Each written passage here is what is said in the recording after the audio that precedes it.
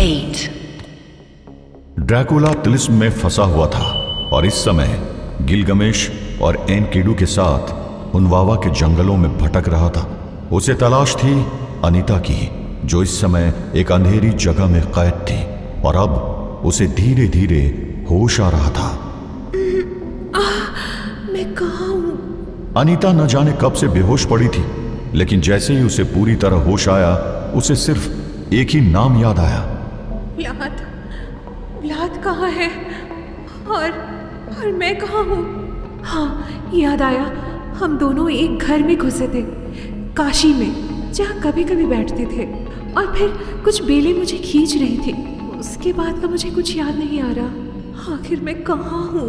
और व्लाद कहाँ है? अनीता चारों तरफ देखने लगी, लेकिन उसे चारों तरफ सिर्फ और सिर्फ अंधेरा ही नजर आ रहा था। वो फिर भी अपनी आंखें फैलाकर देखने की कोशिश कर रही थी। चारों तरफ सिर्फ और सिर्फ अंधेरा ही है। पता नहीं चल रहा कि आखिर मैं हूँ कहाँ। वो तो पिच डार्क में भी देख सकता है। खैर, अभी तो वो यहाँ नहीं है। मुझे खुद ही रास्ता ढूंढना पड़ेगा। पर इस खूब अंधेरे में मैं आखिर जाऊंगी कहाँ? एक काम करती हूँ, उठकर चलना शुरू कर देती हूँ, और बहुत संभल कर चलना होगा। ना जाने आगे क्या मिल जाए। कहीं कोई गड्ढा या खाई हुई तो मेरा राम नाम सत्य होना पक्का है। जैसे ही अनीता खड़ी हुई, अचानक आवाज के साथ उसे कुछ दूर एक आग जल उठी। उसकी रोशनी में अनीता को अपने सामने एक रास्ता साफ नजर आ रहा था। ओह नो, ये क्या था और ये कैसे हुआ? खैर, जो भी हो, इस अंधेरे से थोड़ा आराम तो मिला। And now I can see a path right in front of me. चलो आगे चलते हैं। जैसे ही अनीता ने कुछ कदम आगे चलते हुए उस आग को क्रॉस किया, उससे थोड़ा आगे एक और अलाव धधक उठा।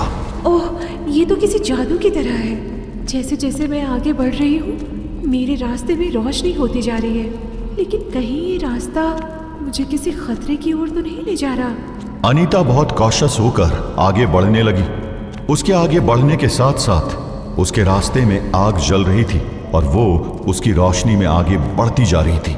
ऐसे ही चलते चलते अनीता कुछ दूर ही पहुंची थी कि अचानक उसके चारों तरफ बहुत सी मशालें जलने लगी और पूरा इलाका आग की लपटों की रोशनी में नहासा गया।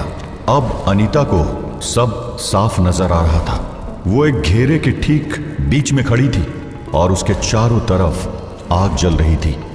वहीं उसके ठीक सामने एक ऊंचे से प्लेटफॉर्म पर एक सिंहासन रखा हुआ था, लेकिन ये कोई आम सोने या चांदी का सिंहासन नहीं था। ये एक अनोखा सिंहासन था।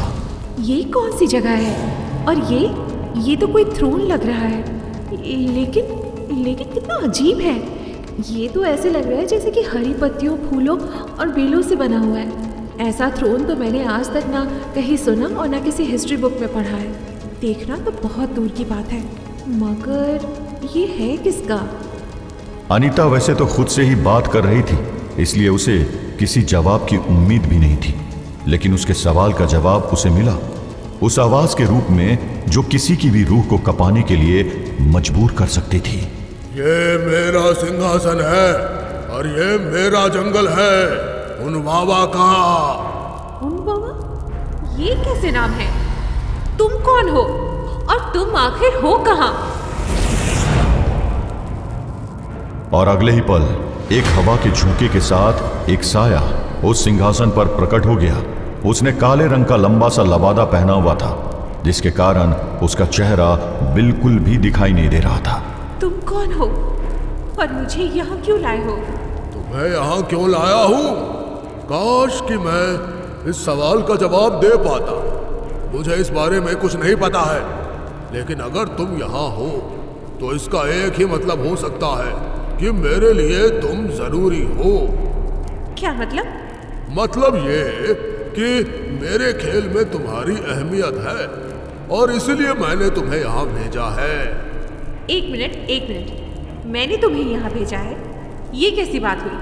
और अगर तुमने मुझे यहाँ भेजा है तो फिर तुम्हें कैसे नहीं पता कि मुझे यहाँ क्यों लाया गया है और ये जगह आखिर है कौन सी?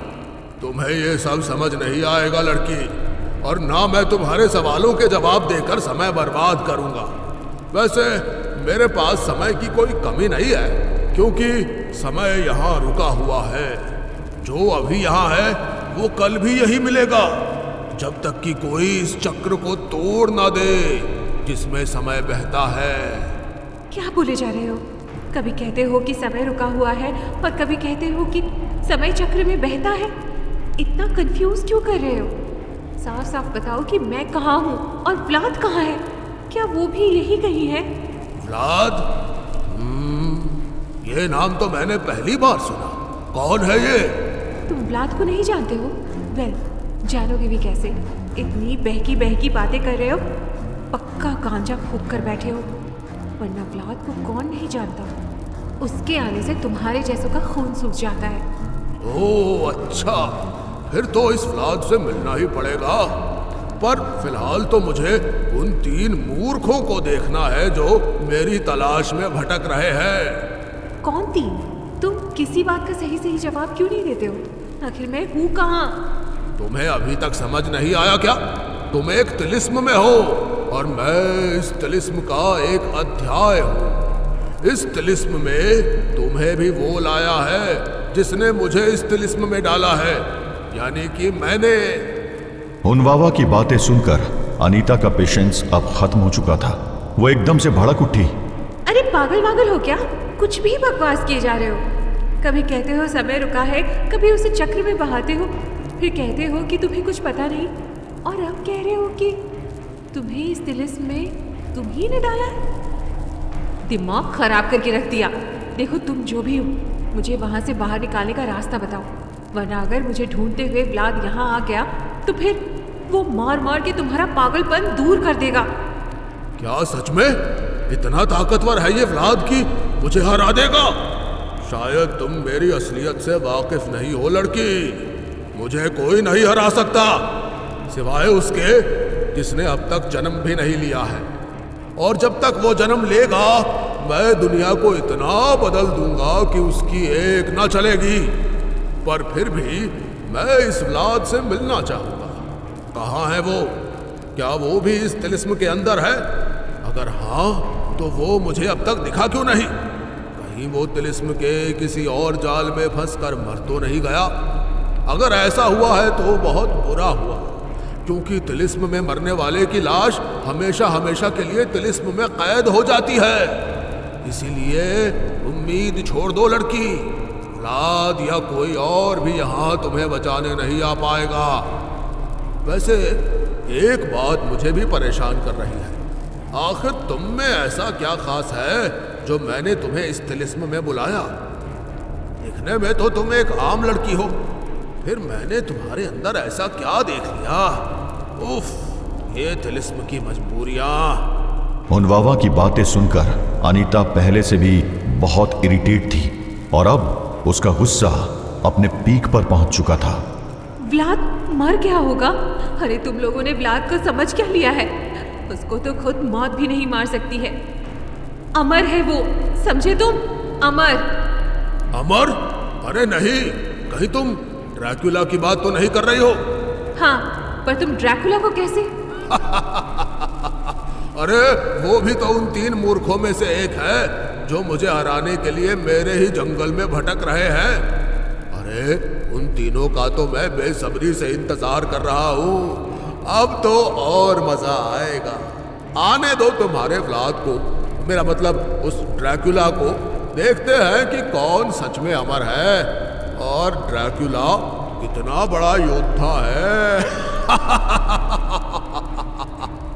अनीता को कुछ भी समझ नहीं आ रहा था। हुनवावा की बातें उसके सर के ऊपर से निकल रही थी। उसे बस इतना पता चल गया था उसका व्लाद कहीं आसपास में ही है और वो उसे ढूंढता हुआ आ रहा है। लेकिन तिलिस्म के अंदर कब क्या बदल जाए ये कहना असंभव होता है। और इसी बात की वजह से तिलिस्म की दुनिया से बाहर लूसीफर बहुत परेशान चल रहा था। Damn it! कुछ समझ में नहीं आ रहा है। I have tried every trick available to break open that place, लेकिन कुछ भी काम नहीं आ रहा है। इब्लिस, कोई तो रास्ता होगा ड्रैकुला को वहां से बाहर लाने का। नहीं, कोई रास्ता नहीं है। मैंने पहले ही कहा था कि इस तिलिस्म की रचना उनमें से किसी एक की नहीं है। और जहां तक मेरी सोच की बात है, तो मुझे उस पर शक है, क्योंकि बाकियों में से कोई तिलिस्म की रचना क्यों ही करेगा। यह तिलिस्म बहुत ज्यादा जटिल है, इसमें न जाने कितनी परतें हैं, इसलिए इसको बाहर से तोड़कर किसी को बाहर निकालना नामुमकिन है। अच्छा खासा मेरा गेम सेट हो रहा था, लेकिन न जाने कहां से इस तिलिस्म ने आकर मेरी सारी प्लानिंग फेल कर दी। अब मैं करूं भी तो क्या करूं? इस तिलिस्म को कैसे तोड़ूं मैं? लूसीफर बहुत ज्यादा परेशान था। उसकी आंखें उसकी चिंता को बयां कर रही थी, लेकिन तभी एक आवाज ने उसके सवाल का जवाब दे दिया। एक रास्ता है तिलिस्म को तोड़ने का। बेलियाल, तुम कब आए? और ये क्या कह रहे हो? मैं बहुत देर से यही था, आपकी बातें सुन रहा था महान लूसीफर। और हाँ, मुझे पता है कि आपके शिकार उस ड्रैकुला को बाहर कैसे लाना है। कैसे लाओगे तुम उसे बाहर? तिलिस्म को तोड़ने का बस एक ही रास्ता है, उसके अंदर जाकर। और मैं उसके अंदर जाऊंगा। मैं बेलियाल अपने शहंशाह लूसीफर की सल्तनत के लिए उस तिलिस्म के अंदर जाऊंगा और बाहर लेकर आऊंगा उस ड्रैकुला को आपके कदमों में।